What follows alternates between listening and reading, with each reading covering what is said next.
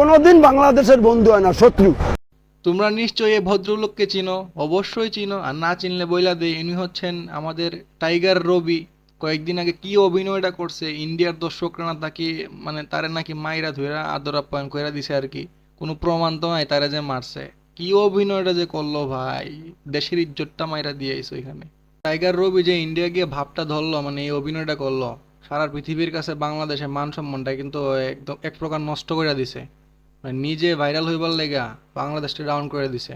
মানে ইদানিং ইন্ডিয়ার সাথে বাংলাদেশের সম্পর্ক ভালো না, এখন ইন্ডিয়ার গিয়ে কিছু একটা করলে আমি ভাইরাল হইমো, ওই আশায় হয়তো আমাদের টাইগার রবি এরকম কাজটা করছে, কিন্তু দেশের মান সম্মান তো ডুবাই দিল ভাই। ক্রিকেট তো ভদ্রলোকের খেলা না, আর আমাদের টাইগার রবি ওই ভদ্রলোকের খেলাটারই মানে নিজে ভাইরাল হইবার লাগে ব্যবহার কইরা বাংলাদেশের নামটা নষ্ট করছে, আর কিচ্ছু না।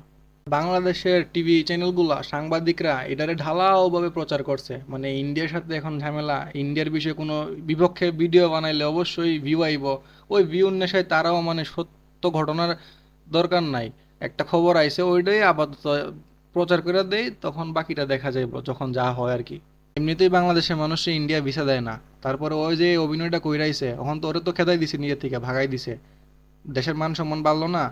নমস্কার, আমি তরুণ ঘোষ, বাংলাদেশি সমর্থক রবি, ক্রিকেট সমর্থক।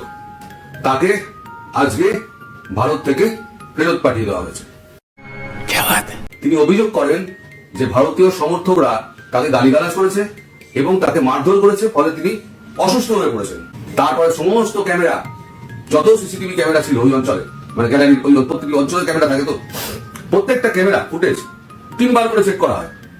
দেখা যায় তার সঙ্গে মারপিট তো দূরের কথা, তার সঙ্গে কেউ কোনো কথাও বলেনি। পুলিশ যখন সমস্ত ফুটেজ চেক করার পর এইবার রবিকে যখন জিজ্ঞাসাবাদ করা হলো, সেই সমস্ত ফুটেজ দেখিয়ে বলা হলো, নিয়ে গিয়ে সেই জায়গায় নিয়ে গিয়ে ফুটেজ দেখিয়ে বলা হচ্ছে যে কোথায় কোথায় কে মারধর করেছে, আপনি কিভাবে করলে এবার করে দেখান, মানে ফিজিক্যালি ঘটনাস্থলে গিয়ে করে দেখান। তখন রবি স্বীকার করেন যে না, তার পুরোটাই অভিনয় ছিল। কেন তিনি অভিনয় করেছিলেন?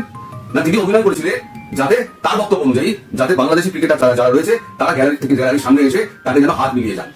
ভাইরে ভাই, শ্রেষ্ঠ অভিনেতা ভাই, হাত মিলাইতে গিয়ে দেশের মান সম্মান ডুবাই দিয়ে আইছে, আর ওইদিকে টাইগার শোয়েবের সাথে মানুষ ছবি তোলে, আর মানে ভাইরাল হইতে গিয়া এমন অবস্থা হয়েছে দেশের মান সম্মান ডুবাই দিয়ে আইছে। এদিকে টাইগার শোয়েবের সাথে মানুষ ছবি তোলে, ওরে কিচ্ছু করলো না, ওরে আদর আপ্যায়ন করলো না, ও তো দিব্যি মানুষ, কত সুন্দর, এই যে ইন্ডিয়ার মানুষ ছবি তুলতেছে, আর টাইগার রবিরে মানুষ আদর আপ্যায়ন করে দিছে। এখানে তো আমি শুধু একটা কথাই বলতে চাই, দয়া ইধার কুছ তো গড়বড় হ্যায়।